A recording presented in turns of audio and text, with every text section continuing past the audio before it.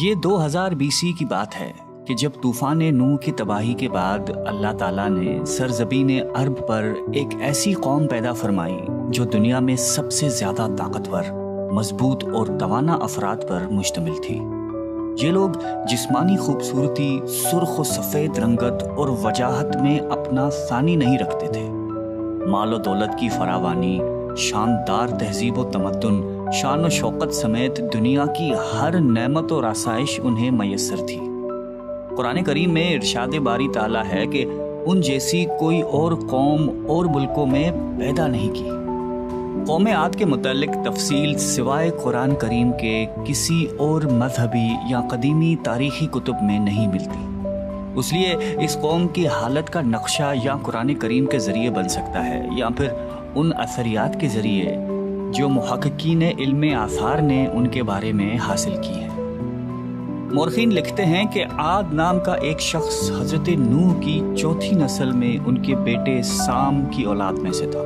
چنانچہ اس شخص کی اولاد اور اس کی پوری قوم عاد کے نام سے مشہور ہو گئی۔ وہ اعرابی تھے جو بہت لمبے اور مضبوط ستونوں پر قائم کردہ عالی شان محلات میں رہا کرتے تھے۔ قرآن کریم نے انہیں ارم ذات العماد یعنی ستونوں والے کے نام سے یاد کیا ہے۔ ارم ان کا بہت خوبصورت شہر تھا جس کے آثار 1984 میں خلائی شٹر چیلنجر کی مدد سے دریافت کیے گئے ہیں۔ یہ علاقہ آج کل عمان کا حصہ ہے۔ بحریہ عرب اور بحر احمر کے درمیان عمان، حضرموت، بحرین اور مغربی یمن تک ایک وسیع صحرا ہے جسے صحرائے الحقاف کہتے ہیں۔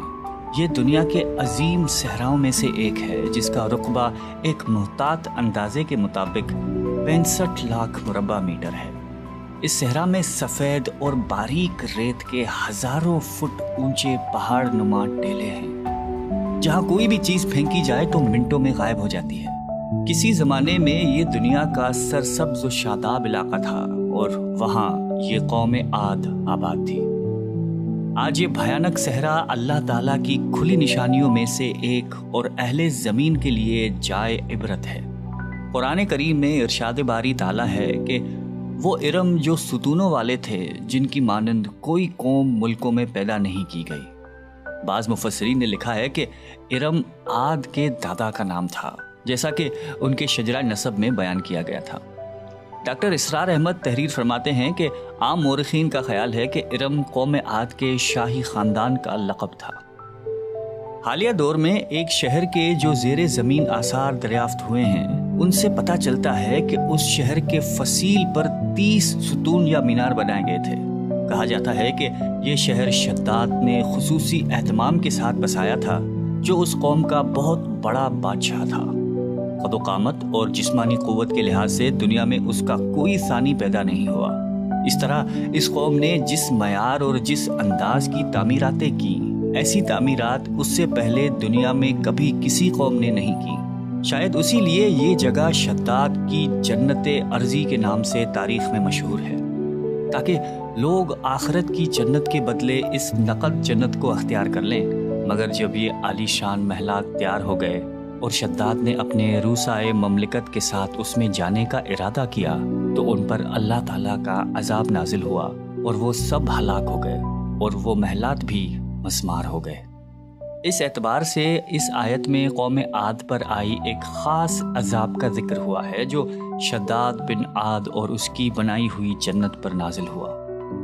ایک اور روایت کے مطابق عاد کے بیٹے شداد نے جب جنت کے نام اور خصوصیات سے متعلق سنا تو اس نے زمین پر ایسی ہی جنت بنانے کا ارادہ کیا اور عدن کے کسی صحرا میں تعمیرات کا کام شروع کر دیا اور مسلسل 300 برس کی شب و روز کی محنت کے بعد دنیا میں ایک خوبصورت جنت بنا دی جس میں شاندار محلات بھی تھے اور نہریں اور آبشار بھی۔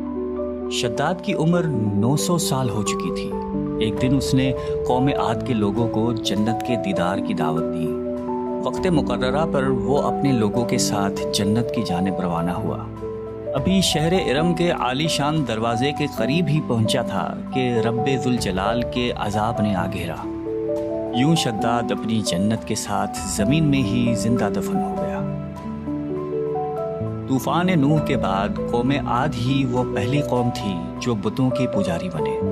علامہ جلال الدین سیوطی اپنی تفسیر میں تحریر کرتے ہیں کہ قوم عاد نہایتی زوراور اور بہادر قوم تھی۔ وہ سب بت پرست تھے۔ مختلف کتب میں ان کے بتوں کے مختلف نام بیان کیے گئے ہیں۔ کچھ نے بتوں کے نام صدا، سمود اور ہیرا بتائے ہیں۔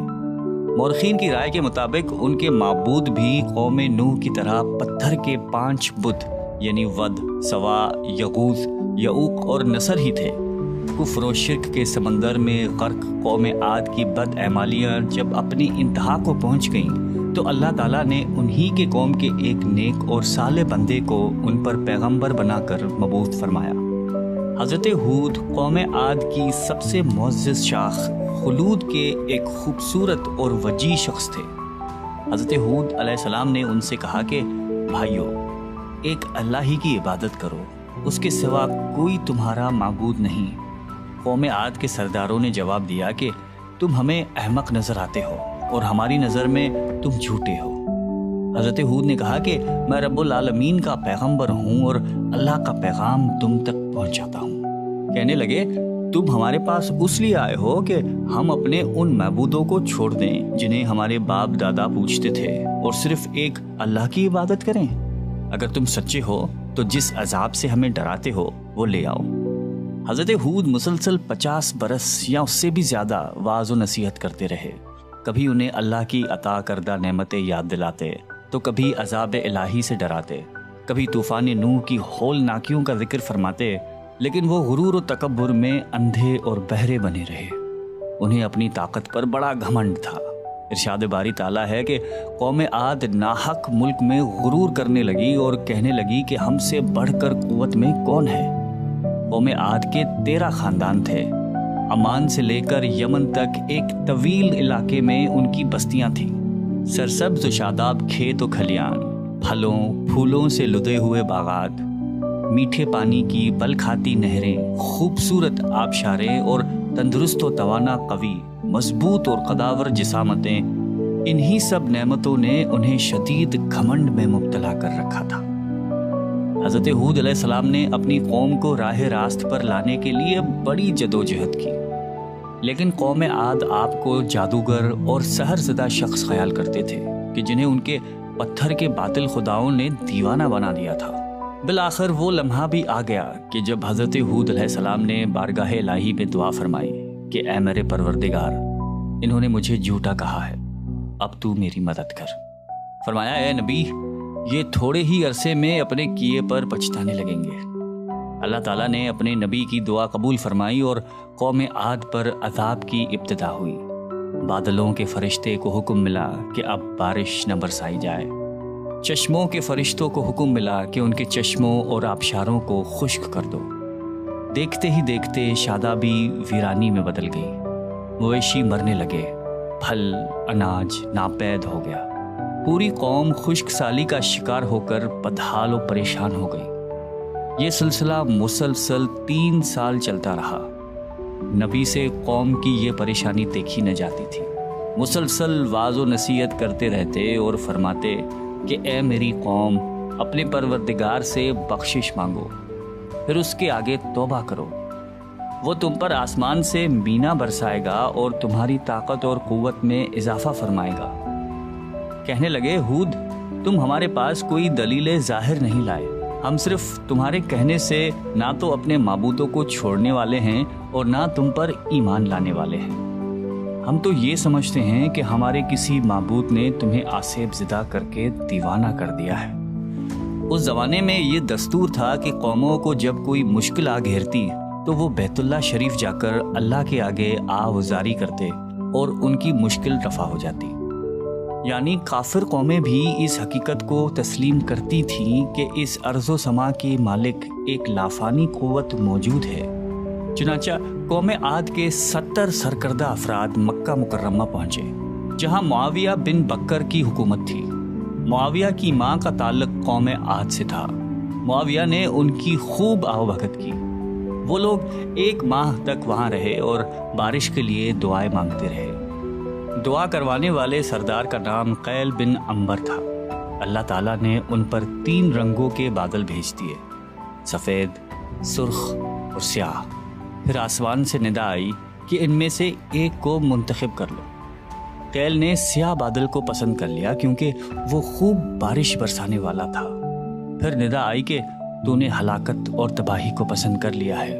چنانچہ اللہ تعالیٰ نے سیاہ بادلوں کو قوم عاد کی جانب ہانک دیا، جسے دیکھ کر پوری قوم خوشی کے شادیانے بجانے لگے۔ ارشاد باری تعالیٰ ہے کہ جب انہوں نے اس عذاب کو دیکھا جو بادل کی صورت میں ان کے میدانوں کی طرف آ رہا تھا، تو کہنے لگے یہ تو بادل ہے جو ہم پر برس کر رہے گا۔ تو اللہ تعالیٰ نے فرمایا نہیں، بلکہ یہ وہ چیز ہے جس کے لیے تم جلدی کرتے تھے، یعنی آندھی جس میں درد دینے والا عذاب بھرا ہوا ہے۔ یہ ہر چیز کو اپنے پروردگار کے حکم سے تباہ کیے دیتی ہے۔ گناہگار لوگوں کو ہم اسی طرح سزا دیا کرتے ہیں۔ اللہ تعالیٰ نے یہ عذاب 7 رات اور 8 دنوں تک مسلسل جاری رکھا۔ اس آندھی نے کسی جاندار کو زندہ نہیں چھوڑا۔ غاروں، پہاڑوں، گھروں، محلات اور قلعوں کے اندر سب کو فنا کر ڈالا۔ حضرت ابن عمر رضی اللہ تعالیٰ عنہ سے مروی ہے کہ آپ علیہ السلام نے فرمایا کہ وہ آندھی جس کے ذریعے قوم عاد ہلاک ہو گئی تھی، اللہ تعالیٰ نے ان کے اوپر صرف انگوٹھی جتنی جگہ کی مثل ہوا کھولی تھی۔ اللہ تعالیٰ نے اس خوفناک آندھی سے حضرت ہود علیہ السلام اور ان کے ساتھیوں کو محفوظ رکھا۔ ایک مرتبہ حضرت عائشہ صدیقہ رضی اللہ تعالیٰ عنہا نے آپ علیہ السلام سے دریافت کیا کہ یا رسول اللہ، لوگ تو بادل دیکھ کر خوش ہوتے ہیں کہ اب بارش ہوگی، لیکن آپ کے چہرے مبارک پر تشویش کے آثار نظر آتے ہیں۔ آپ علیہ السلام نے فرمایا کہ عائشہ، اس بات کی کیا ضمانت ہے کہ اس بادل میں عذاب نہیں ہوگا، جبکہ قوم عاد ہوا کے عذاب سے ہلاک کر دی گئی تھی۔ اس قوم نے بھی بادل دیکھ کر کہا تھا کہ یہ بادل ہے جو ہم پر بارش برسائے گا۔ پروردگار عالم نے قرآن کریم میں قوموں کی تباہی کے جو واقعات فرمائے ہیں، ان کا اصل مقصد یہی ہے کہ امت مسلمہ ان سے سبق حاصل کرے۔ اللہ نے قوم عاد کو طاقت و قوت، مال و دولت، شان و شوکت سمیت دنیا کی ہر نعمت عطا فرمائی، لیکن جب اس نے نافرمانی کی اور اپنے نبی کی بات ماننے سے بار بار انکار کیا تو اللہ تعالیٰ نے اسے نیست و نابود کر دیا۔ ہم سب کو بھی انفرادی اور اجتماعی طور پر اپنے روزمرہ کے معاملات کا جائزہ لیتے رہنا چاہیے کہ کہیں ہم جان بوجھ کر یا انجانے میں اللہ اور اس کے نبی علیہ السلام کی نافرمانی کے مرتکب تو نہیں ہو رہے۔